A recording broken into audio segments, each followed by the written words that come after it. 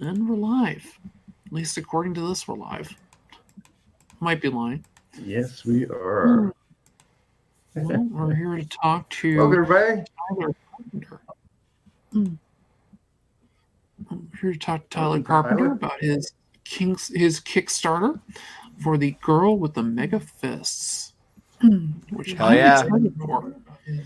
His Kickstarter for the Girl with the Mega Fists. Apparently, I didn't mute the YouTube station. I should do that. Wow, I feel like a rookie. Fixed.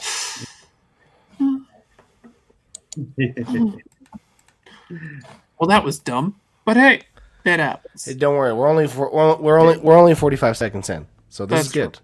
There's only 2 people watching. Yeah. I guarantee one of them is me.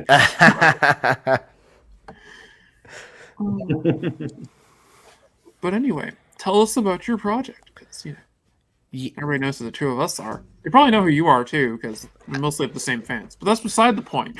I'm a nobody, so I'm just a dude I'm just a dude who likes to talk shit on the internet, make videos about them, and then make comics. But yeah, no, my name's Tyler. I'm the host of the YouTube show Draw and Talk, and I've got a book right now on Kickstarter called The Girl with the Mega Fist, and it is the epic tale of Eliana, who is fighting against love and destiny while training to become the ultimate hero. She is gonna have to decide to choose either her heart or her, I guess her responsibilities from the gods. And so it's a tale that it's a story that I think everyone can relate to, where you have a character who she wants to be one thing.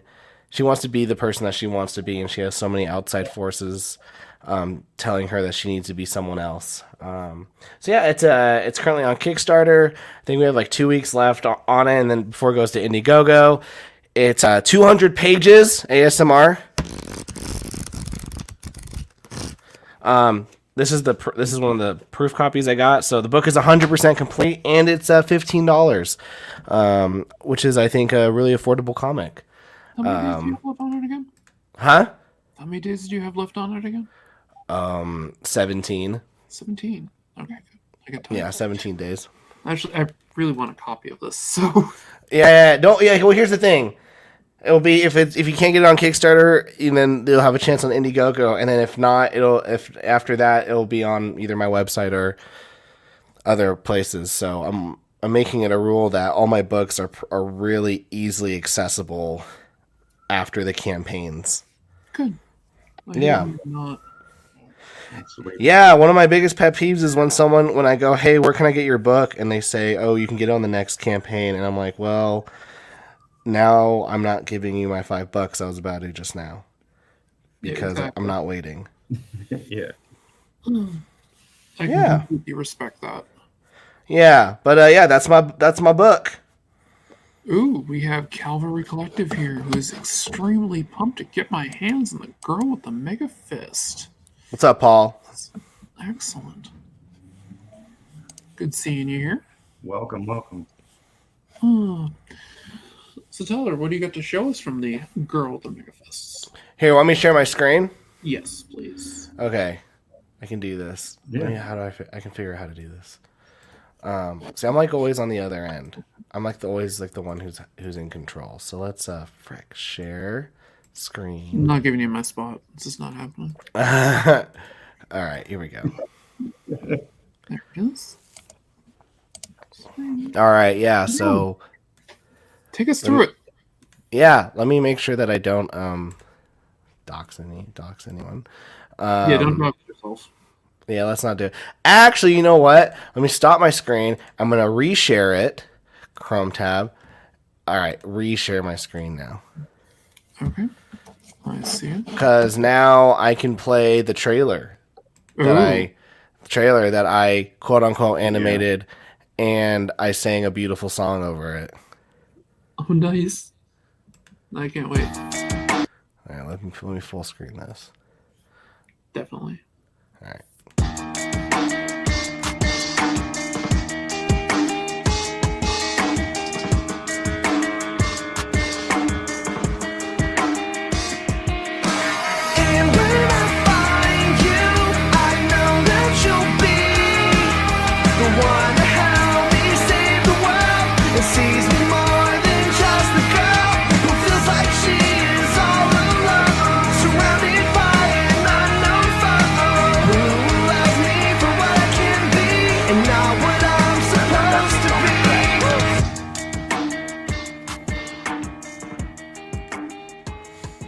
like that. That was really good.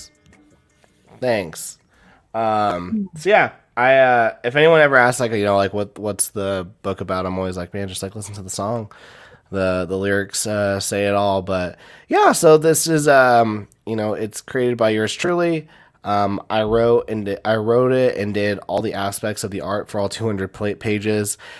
And then I had Patrick Dwyer. He edited the book, making sure that all my spelling and grammar was correct, which was much appreciated. Here's a video, guys, of me flipping through the pages to show that it is 100% complete. I love the fact it's completely done. No, you've been doing the Patreon thing, right? Like you've been showing off as your Patreon. Yeah, my book is broken up into chapters, and every 2 weeks I come out with a new chapter, and every chapter is anywhere from 10 to 14 pages. So you're really doing this like a mangaka then? Yeah, I'm working myself to death. Doing that. I hear you have a second kid on the way. And I have a second kid on the way, exactly. So like I'm just working myself to death. But yeah, no, it's good. I love this series. I'm very passionate about it. I'm very passionate about the world that I've created, the characters that I've created. Every single one of these characters struggles with something that I personally struggle with, and I don't know, it's just they're very close to home for me, and so I really enjoy working on this book. Like I said, I'm already started drawing volume 2. Oh, excellent. Already. Yeah. So like I'm super pumped to where the story is going, and the only way to get to the only way I can get to some of the big moments that I want to get to is I've got to draw the book. That's a little, if I want to get to, like, I a lot of creators, they want to tell their like end game story, their Marvel MCU end game. I'm like, man, you haven't even done Iron Man 1. Like relax, like work your way up. And so that's what I'm doing here. Well, that's a great splash page. I like that. Thanks. God, you've really grown as an artist over the years I've known you. Thanks. I appreciate that. Yeah, yes, you know what? You've seen me do probably many different styles. Mm-hmm. Yeah, I've seen you do everything from manga to trying to do like Jim Lee. So yeah. I would say stick with the manga. Yeah, what's funny is growing up, I grew up reading manga, and that's what I was drawing. And then when I wanted to start making comics, I was like, man, like there's no like manga kind of style, so I have to learn how to draw this certain way. And I just always fell flat. Like it just never was easy for me. And so when I decided this is the route I'm going to go, I was like, you know what, this is working. I'm happy. This is who I am. This is what we're doing. Well, this is what we're going to do. And if you don't like it, that's fine. It's fine. Who cares? I do. Well, what about Joe Mad? I don't know these people. Joe Maderia? I don't know this person. You're doing yourself a disservice. You don't know who Joe Mad is. If they're not on TikTok, because like I'm a TikToker, so if they're not on TikTok, I don't know who these people are. Joe Mad made his splash in the 90s. He actually got his start on Deadpool's first miniseries. See, I don't read those stuff. What about Logan? What about Logan Paul?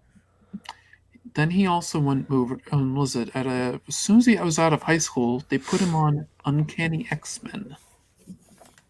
Oh, okay. And I've never read Uncanny X-Men. Then he went from that was the flagship X-Men book since the that's the Chris Claremont. Yeah, well, Claremont wasn't on it when he was on it, but yes, that was the one that Claremont ran from like issue 94 to like 213 or something, or 200 something. So yeah, then he did. He ran it from like. Actually, no, it was 200 211, 212, whatever. Yeah, so he picked up on it like around 300 and something and ran it to like 350. Then he went and did Battle Chasers. Oh, is that Image? Yeah, this is an Image book, and now he does video games and stuff. But his style was very, very manga. Like, he brought manga really in the forefront on his run on X-Men. That's cool. He literally taught himself manga by freezing the Laserdisc versions of the Street Fighter II animated movie. So he could learn it. How the art and everything was on it. That's cool. Well, who do you think's done more for entertainment, Joe Mad or Logan Paul? Logan Paul more in the front right now, but Joe Mad's the one who did it in the late 90s to the early 2000s. Gosh, I'm just trying to like mess with you, Alison, and you're like answering these questions seriously. I'm very hard to mess with.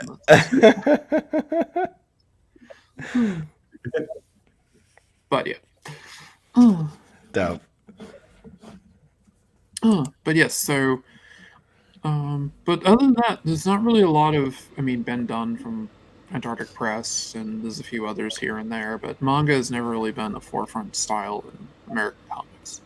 And like, why should it? They're just so different.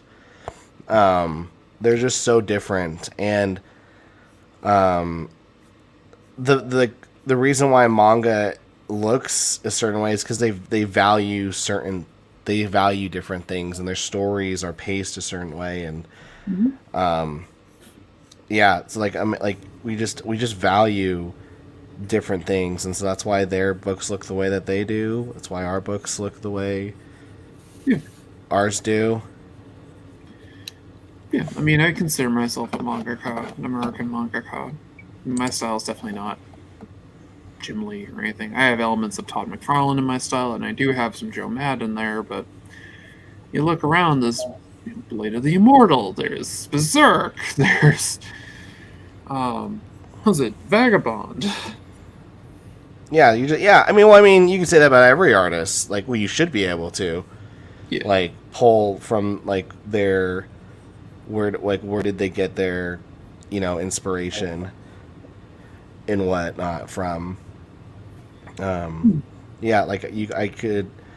got, whenever I want to do some fun inking, I go, oh, Sean Gordon Murphy. Or if I want to completely make everything black, I go, oh, let's get some Jock in there. So every artist, oh my gosh, I love Jock so much. That's like, if someone was like, Tyler, you're now hired to write Batman for the next 10 years, who do you got? I'm like, Jock. Yeah, I can respect that. That's a good choice. Yeah. Yeah, no, I'm liking. This is a book I've wanted to support for a bit. I just don't have money. So, dude, hey, you know what though? Let me. I think I have a spreadsheet. Hold on, because I just made a package for you to yesterday, Alison. Let me pull up my spreadsheet. Make sure I'm not doxing anyone. I think it's this one, Alison. You are on the. Hold on. I have everyone color coded. Hold on. Where's the colors? F my life. Okay, there we go. Alison, you are pink, which means that I have a copy of The Girl with the Mega Fist coming to you. Seriously? Yeah. Thank you. You're welcome. Yeah, I went. So I'll tell you what happened, because I think I have a lot of people who are gonna get packages and are like, what the frick? So this is the Patreon exclusive cover. That's coming your way along with Chefs. Thank you. You're welcome. Thank you. Yeah. So don't worry. Yeah, don't worry about it. Like, I've got you covered. So what happened was with the Patreon is I'm really bad at math. Like I'm terrible at math. Like if people remember when I started marketing this book, I was like, it's 170 pages. Well, it turned out I miscounted how many pages I did, and it was 200. So everything was wrong. So with my Patreon, I told people, okay, if you are here from this date to this date, you get a copy of The Girl with the Mega Fist. If you're here from this date to this date, you get Chefs, blah, blah. If you're this date to this date, you get My Life as RPG. And I ordered all these books that were for Patreon people only. And then this, like 2 weeks ago, I was like, okay, I now have all the books, and you start sending them out to Patreon people. And I was like, wow, only like 12 people actually qualified to get a book. And I'm like, okay, only 12 people actually qualified to get a book. Why do I have 80 books? Like, why did I order 80 books if only 12 people qualified? So I'm like, okay, I must have done something wrong. So I start doing it. I'm like, no, I just over-ordered for no reason. So I grabbed a spreadsheet, and I basically went through, and I basically gave every person who ever was on the Patreon at some point was just like, the first people to subscribe to you were the first. No, you were the first person. Oh wow! So I was just like, Alison, pink. Like it was like, Alison, pink. I don't care. Pink's the best reward you can get. So I was like, Alison, it doesn't matter. She's first. Pink. And then everyone's like, you pink. You were only here for a week. Orange. You were only here for a day. Orange. You've been here for a bit. Red. You declined. Red. You pink. And so essentially now every person who's ever been on my Patreon this year, within the last year, will get a package. Your package won't be there until end of March. It's fine. But yeah. So essentially, all the packages that I'm sending out this week are from our former patrons. So they're gonna be like, "What is this? Why do I have a book from Tyler?" And there's like no note. There's like no letter. So yeah, So basically, all in all, yeah, every person who's ever supported me on Patreon will be getting a book in some shape or form. Scott the Flock, he's like, I hope I get a book. Scott, you're pink. You got it. That's the highest one. Yeah. And you know what I really appreciate about every one of my Patreon supporters is like if they I understand, like I support people's patrons, and I'm like, crap, I can't afford it this month, and I back out because everyone has life, and so like this is kind of like my way of saying, right, like thank you for for spending any money on me this year. I don't plan on doing it again because this was just a fluke in my bad math skills. But I figured I could do it. I could do it this year for people. But even then, a ton of my Patreon supporters who are still active have also backed different tiers on this campaign, and I've had to message a couple of them like, yo, I saw this. You do know you're getting a book, right? And they're like, yeah, I don't care. And I'm like, they're like, I want to. And I'm like, oh, well, thank you very much. Tyler, have you shipped those already? I just moved. No, I haven't yet. I won't be shipping yours, Scott, till like end of April. Let me know if you need my address. I'll send it over to you. Sounds good. Oh yeah, sounds good. I think I have it still. I think I have it. Actually, you might have my old address. I moved across the street. So is it 936? That's it. That's it? Yeah, perfect. you got it. That's it. Good. That's true. I should probably hope some of these. I might get some packages back from these former patrons. Whatever. That is me. Whatever. Yeah. So I did the Patreon model, where I release the book every 2 weeks and work my ass off. Work my ass off, and it pays off. It pays off though, because now I have I have a 200-page graphic novel. I have another one coming out in May that I'm drawing right now as we're talking, and I have volume 2 of The Girl with the Mega Fist coming out in August. So it keeps me on a consistent schedule where I know I will be coming out with anywhere from 2 to 3 books a year. That's fantastic. I really respect your schedule. Yeah, your Thanks. work ethic is amazing. Well, I Actually, appreciate that. I think you might have the best work ethic I've seen in the indie community. No, you got like Tim Lim and the Common America guys. Yeah, I forgot about that one. Their stuff's super good. I mean, granted, but here's the thing: I had Tim and Mark on my channel last night, and they were like, Tyler, like, you're able to come out with a 200-page book. I can't, and I'm like, yeah, but my book's in black and white. Yours is in color. So where you can spend, for Tim, he can do a page a day, full color, line art, inking, lettering. He can get that done in one day.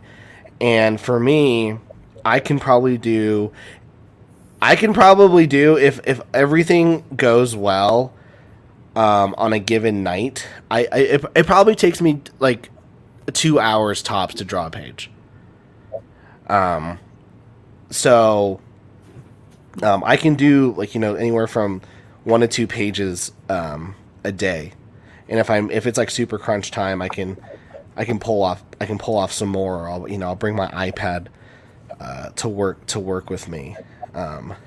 But it's like we're not doing the same things. If I had to color my book, I probably put out half a book a year.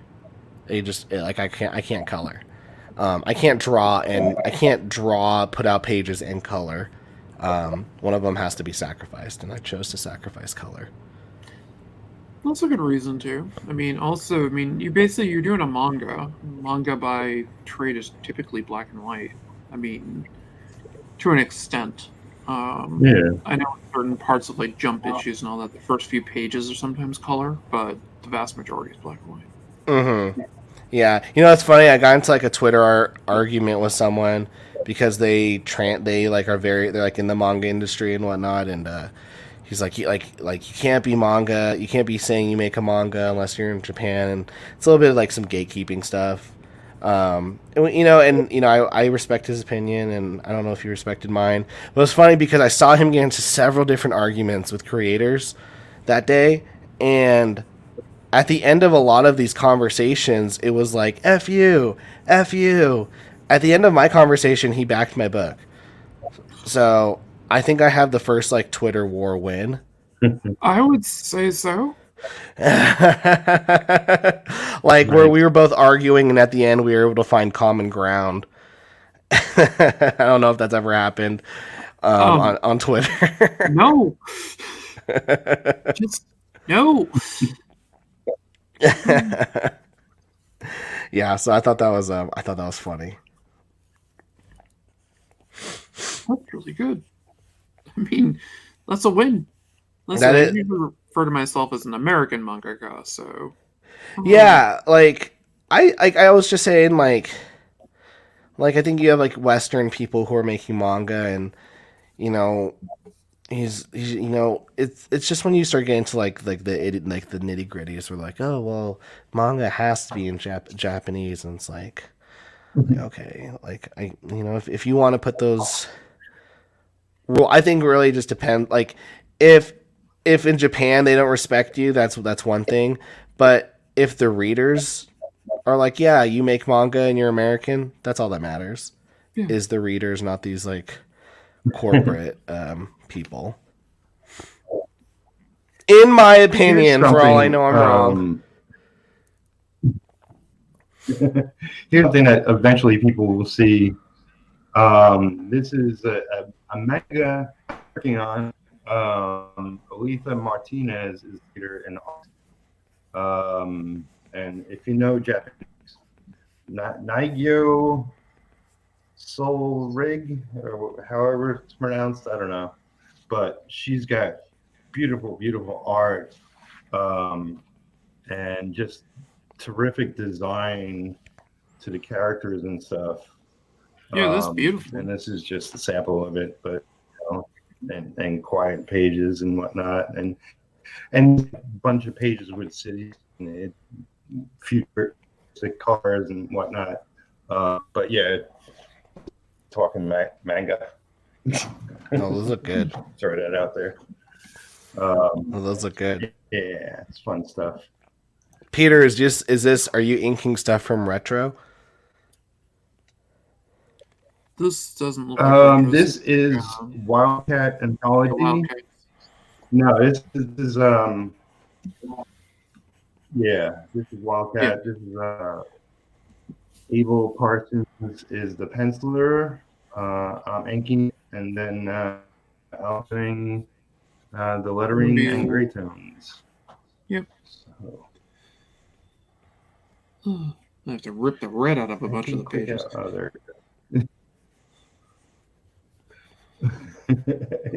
Well, yeah.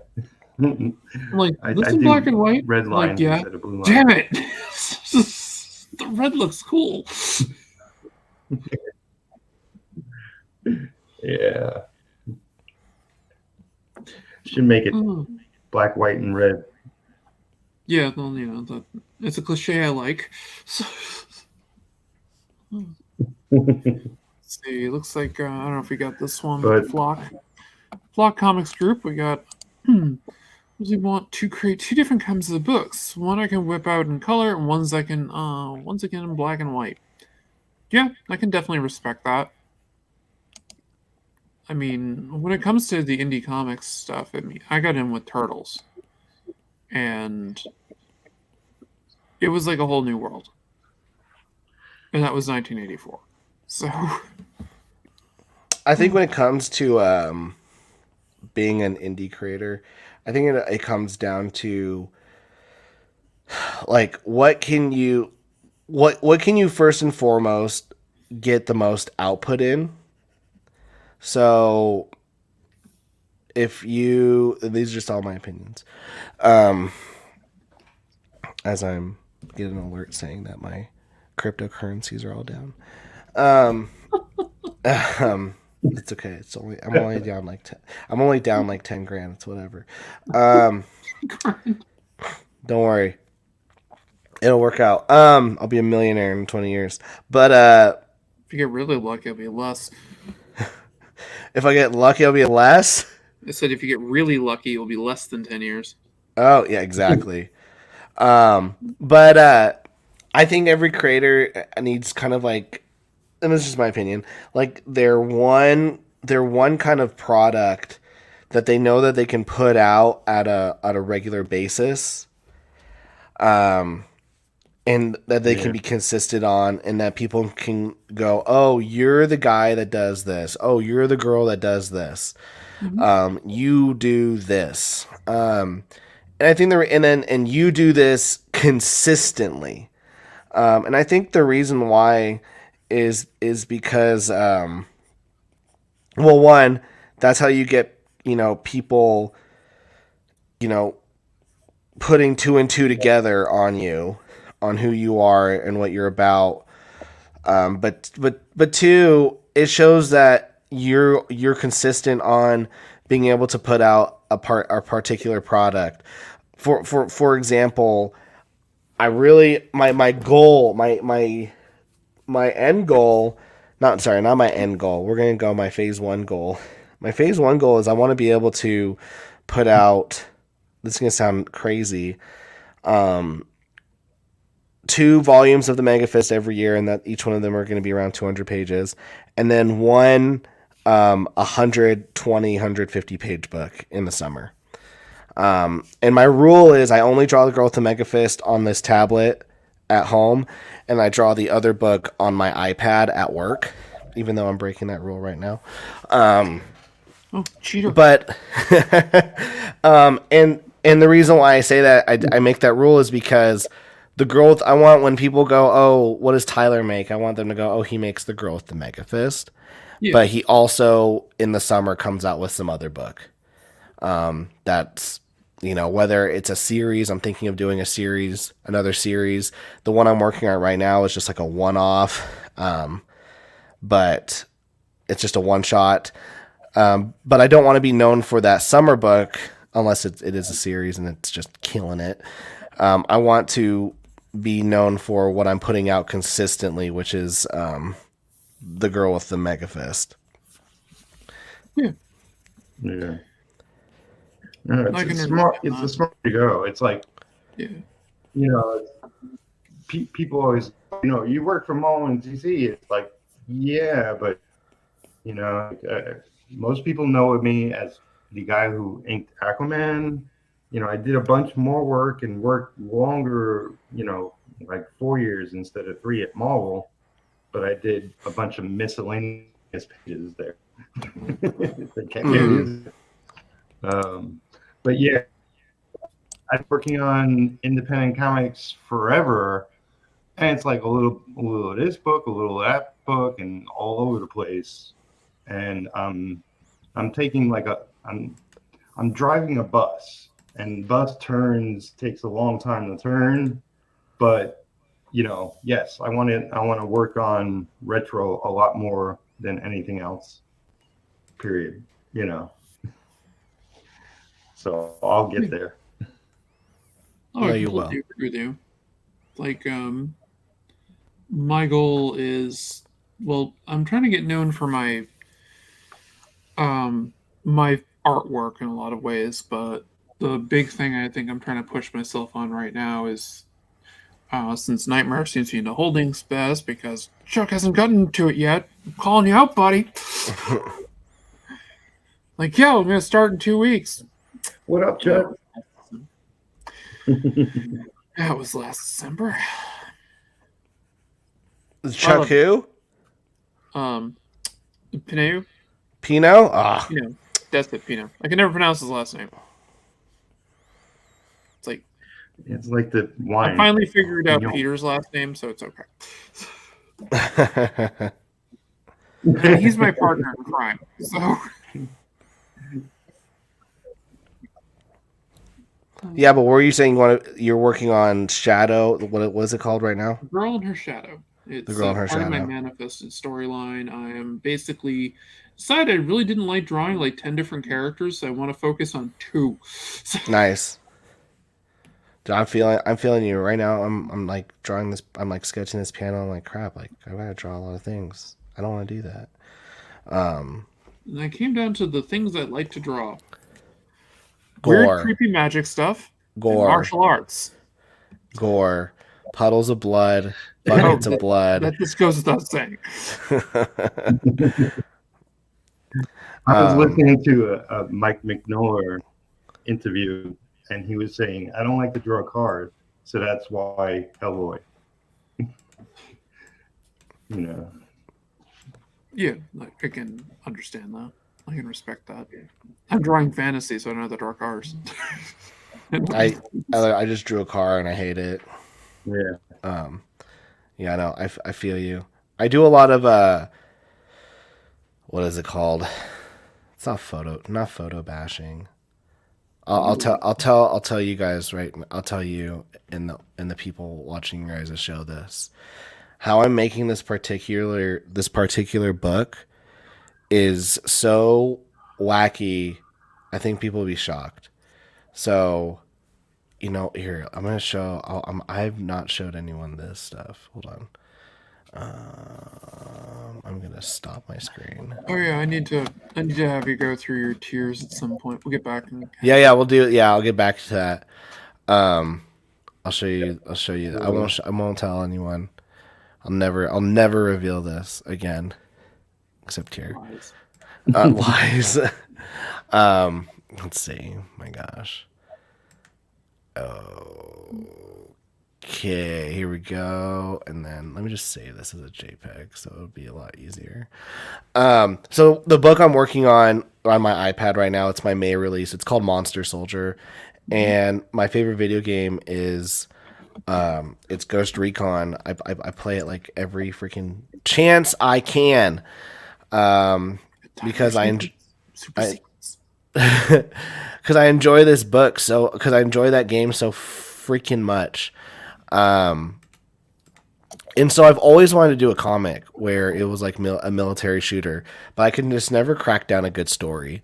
So I eventually thought of like, what if the soldiers, what if this like special forces soldier who goes on a mission, what if his partner is like a Pokemon? What if its partner's a Pokemon, and then at some point we have like some massive kaiju battle, and it's just like ridiculous. And so I was like, awesome. And so I'm gonna pull up a page. Here's a page from the. Let me pop it in. A sec. All right, so here's a page from the book. I like the look of it. Thanks. Weird balloon stuff in there. That's creepy. I like it. Yeah, I didn't want to have any blood. I'll tell this as well. Is anytime someone dies, there's no blood, even though they're all getting shot and stabbed. And then when you see a dead body, there's going to be balloons on them, like just for no reason. This is so wacky and far creepier. Yeah. So what I did was instead of photo bashing because here's the thing, I know that I suck at drawing environments. Okay, every single one of these shots right here is a screenshot from the actual game that I played. Like I legit killed these people in the game. I legit shot them, and then I legit shot them right there, and then I got into the camera mode, screenshotted it, and then drew over it. So you kind of did photo bash it. Kind of. Well, yeah, and I don't understand all the terms. Like, is photo bashing when like you take a picture, you turn down the opacity, and then you draw over it? It's a couple of different things as part of it. I mean, that's technically kind of a trace.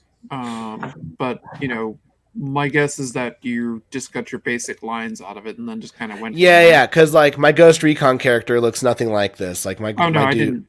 Yeah, I wasn't even thinking that. I was just thinking that you got your base lines out of it, and then you create whatever you do. Oh, no, like okay. Photo bash. When you take a couple of photos, you basically mesh them together, and then you draw over them or you paint over them.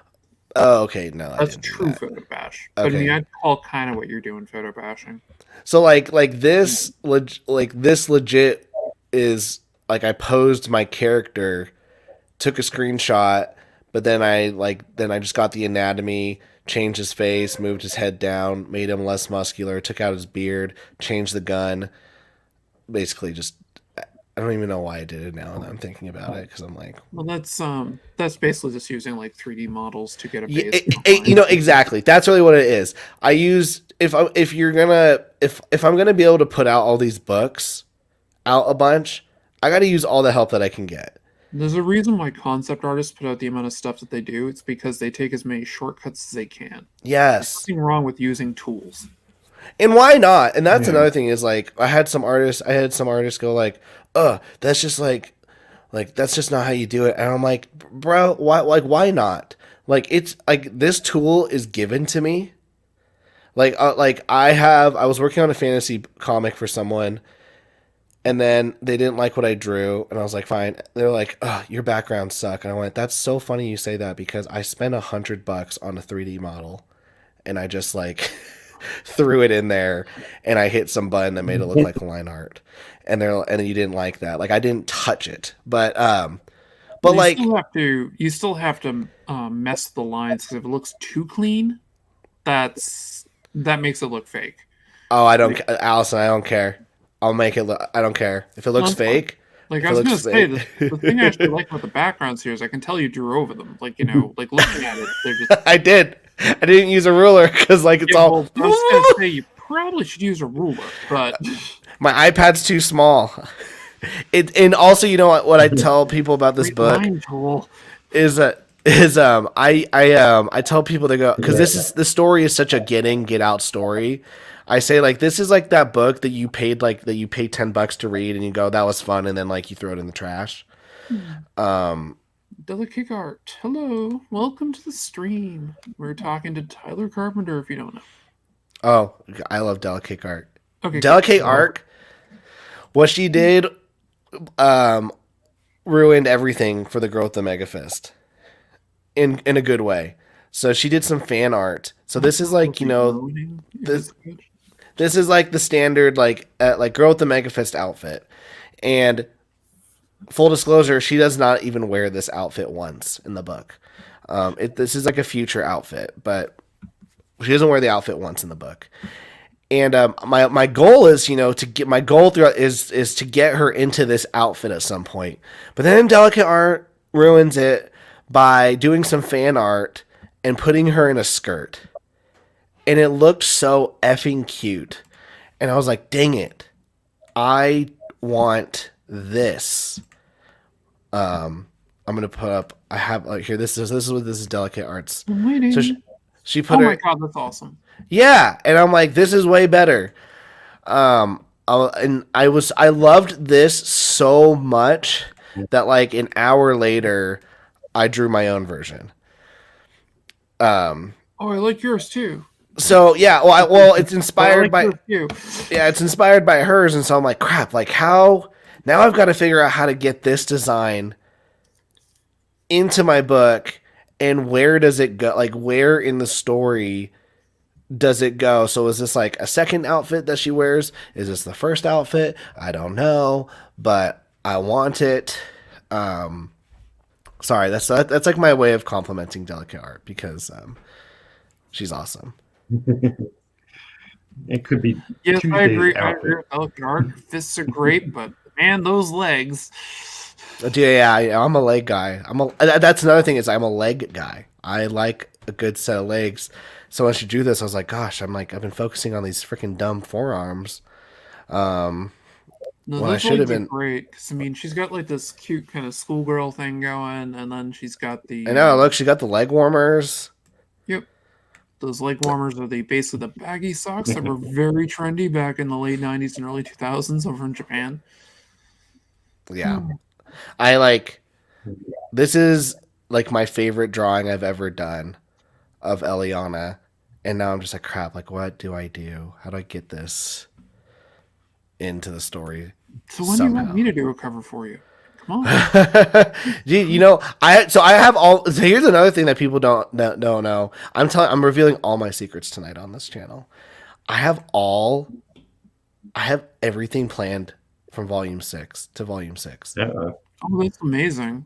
Like variant art, like my variant covers. I don't have my Patreon exclusives yet because those are expensive. Those are expensive. Like this person cost way too much. I'm like, my wife's like, why'd you just take out $500 from our savings? I'm like, I'm gonna see if I can get this one.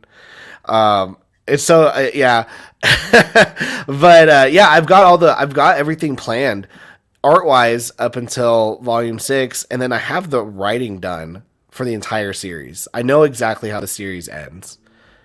You remember you talking about that on a different stream? I was very impressed with that you actually like have the full outline. I have the full outline. There is no mystery to me on what this story. You could ask me, Tyler, tell me exactly what happens, and I could sit you down and go.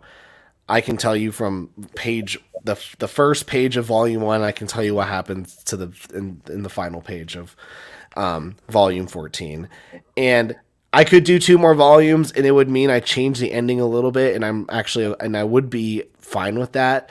It just means adding like an extra year and a half of making books of this book in my life. But yeah, I know the ending of this story. I know how it ends. That impresses me beyond a belief. I mean, I have an outline of like my world and stuff that's going on in it with my comic, but I don't have it that, done up. I think the reason why it's so important for me is I always work my way backwards. I always have the ending planned. Except for this one I'm working on right now, which is why I think I'm having a bunch of problems with the story. Because I didn't plan the ending. But yeah, with all like the big, like with Demons. So like with my Demons Volume 1, everyone says that's the best volume. And the reason why I think is because I had the ending planned. It was only supposed to be a 1-volume story.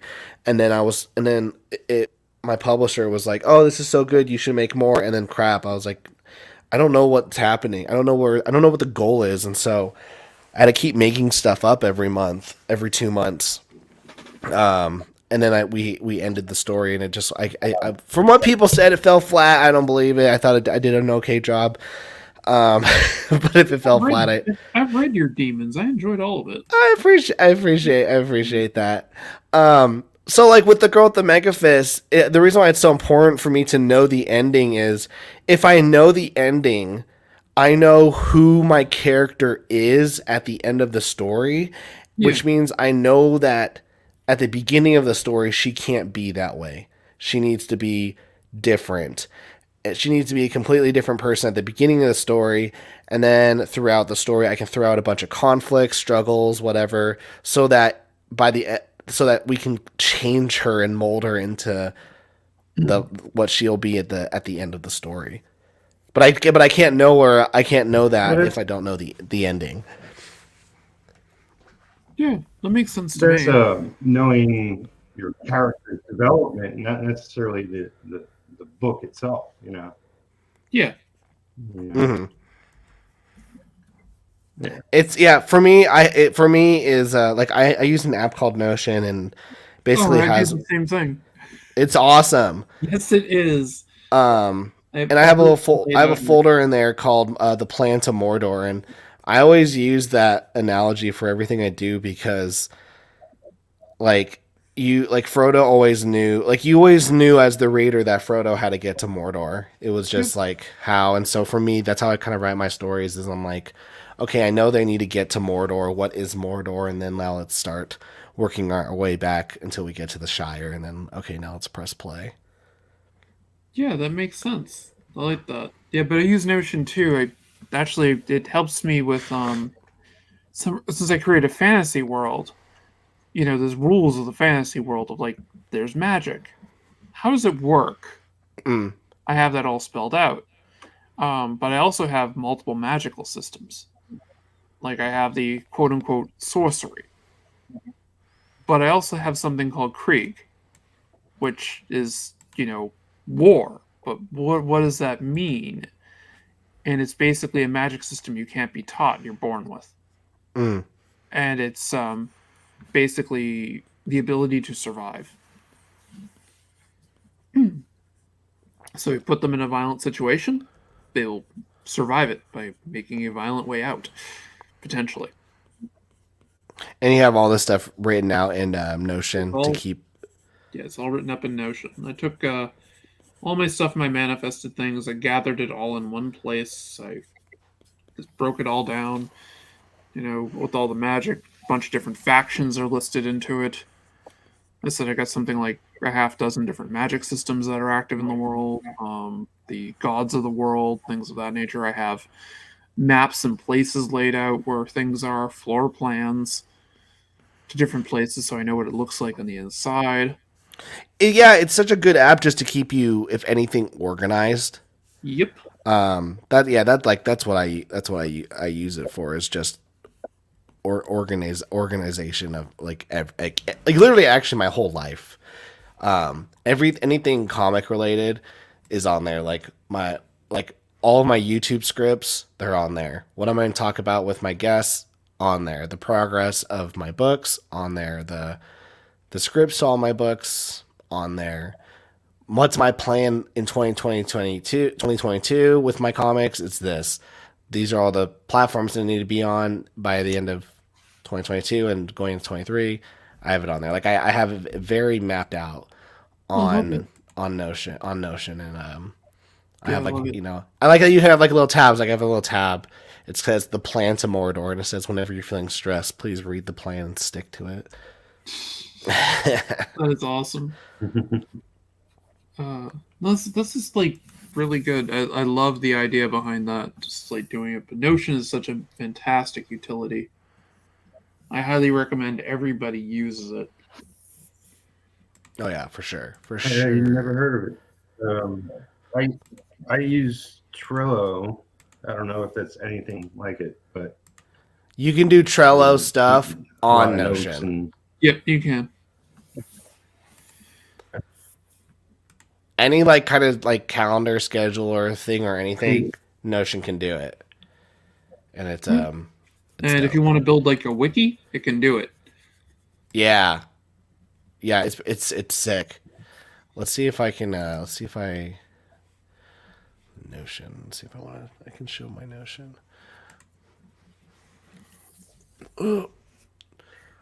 Let's see, let me see if I Yeah, I found Notion through Dungeons and Dragons communities with people doing all their world building.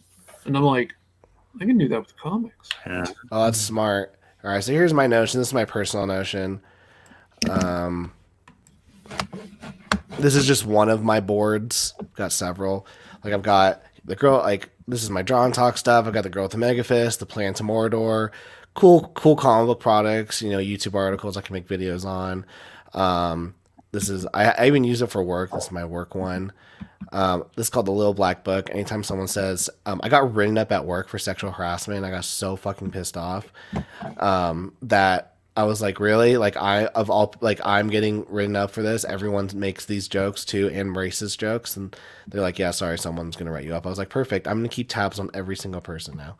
So my Little Black Book is like, anytime someone says anything racist, write it down. Oh, sexist, I write it down, because if I get written up again, I'm taking the whole company with me. And I've got something on every single person. It's really petty. It is so petty, but I was so pissed off that for 2 years I've been working at this place and everyone's making these jokes and I'm the one who has to get in trouble for it. That's a side note. But that's what you can do on Notion is you can have a little tally, a hit list. So this is like my vision board. You can do a vision board. I want to pull in at least $10,000 at the end of the year from Kickstarter. I want to put out 2 volumes of The Girl with the Mega Fist. Put out, weekly videos. Get at least $500 a month going on Patreon, which kind of struggling with that one. But ultimately, biggest ones, have a happy family. Always my first goal. I have like my set, like my goals, like Q1. These are the things I'm doing. Q2, do this. Q3, Q4. This weekly schedule that I honestly don't keep. And then this is like my visual, like my progress on making my books. So, like as you can see, it says Girl with the Mega Fist, Volume 1, 100% complete. Monster Soldier, it's 15% complete. These are all other ideas that I'm probably not going to do anymore, but I wrote them down. And then like these are all every single one of these videos are videos that are on my channel right now. And these are all the scripts for all those videos, and I just have to, record them, edit them. This is where I ask all the people the questions, and I like Notion. Like here's my Girl with the Mega Fist one.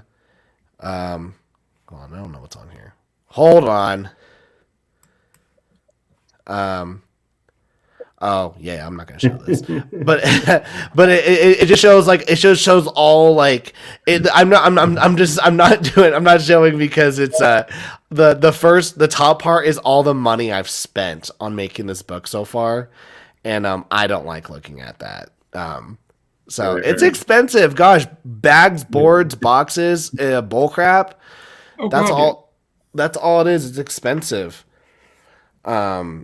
I've spent like the last 2 days just like making these dumb boxes, and they're a pain in the ass. Yeah. Are those the shipping boxes everybody loves? Yeah, except I don't have a design on mine because I'm poor. You either put a design on them and they're $2 to $3, or you get them for way cheaper, and way cheaper. They're just brown. Just put a sticker on it. Could do that. Yeah. The Flock Comics says, Tyler, I think I'm creating my campaign page with the same layout as yours. It's simple and elegant, easy to understand. Dude, actually, I think mine's really bad. The only part I copied that I think I did a good job on was this, and that's only because I copied Tim Lim. I even say it right here, like it says copied from Common America.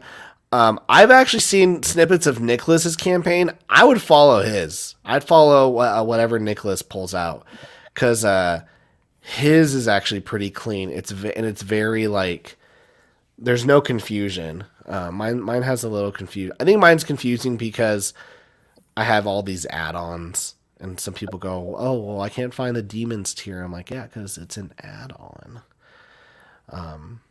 You do that separately. You do that separately. Yeah, you have to explain. Oh, run through your tiers for me. Oh yeah, okay, yeah. So my tiers. So we have my $8 for $8. You got the digital tier.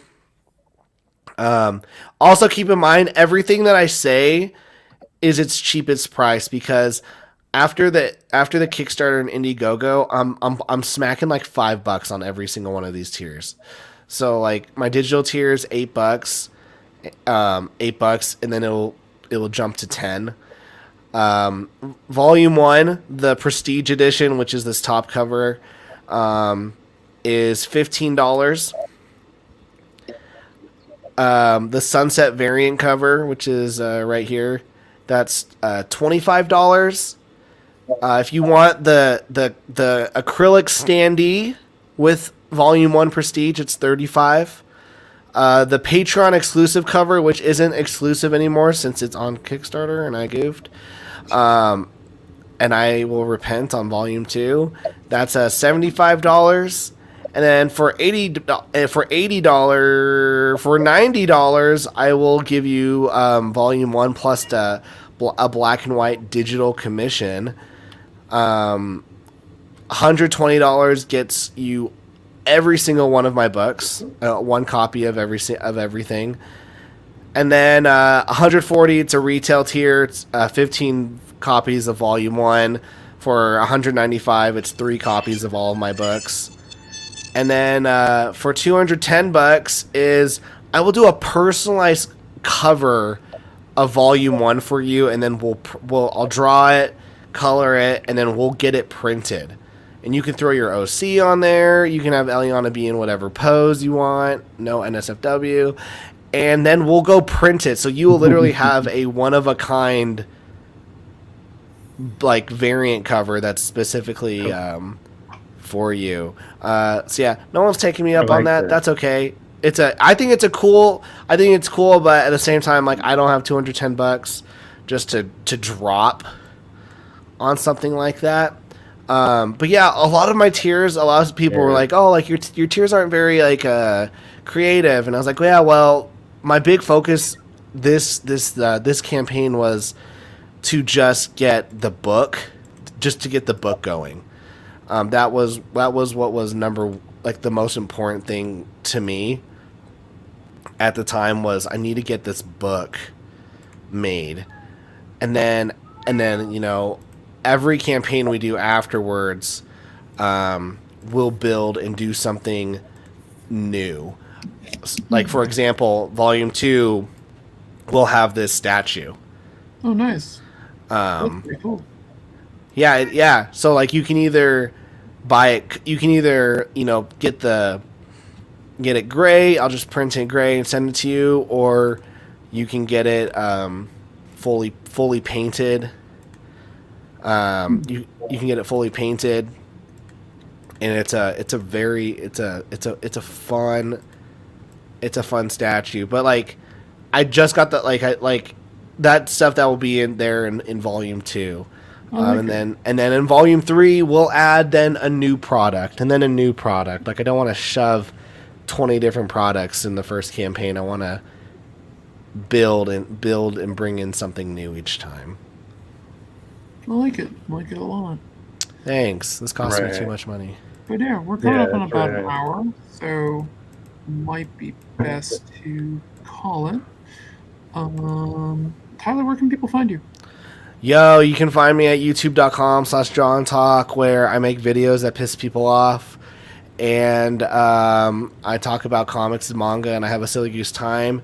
And then you can find me also on Twitters at Tyler_C_world. And then you can also find my book, The Girl with the Mega Fist, currently out on Kickstarter. And then afterwards, we'll do Indiegogo. Meow, meow, meow, meow.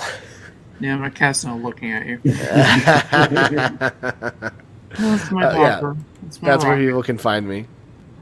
Excellent. Well, Peter and I can both be found here, and I also stream on Twitch on occasion at alleycat_comics. I think we're both on Twitter, Facebook, and all the other fun stuff. But yeah. Absolutely. That being said, Thanks so think much we're for done coming for on. now? It's been fun. yeah, thank you, Tyler. It was a really good time. Hey, no problem. I appreciate this. Thank you so much. Anytime. You guys have a great night. I can't do it, Peter. You have to end All the right, everybody. Yeah, give it a like, subscribe, all that jazz. We'll leave see a you comment again in the next new time. review stuff. Yeah. Still waiting.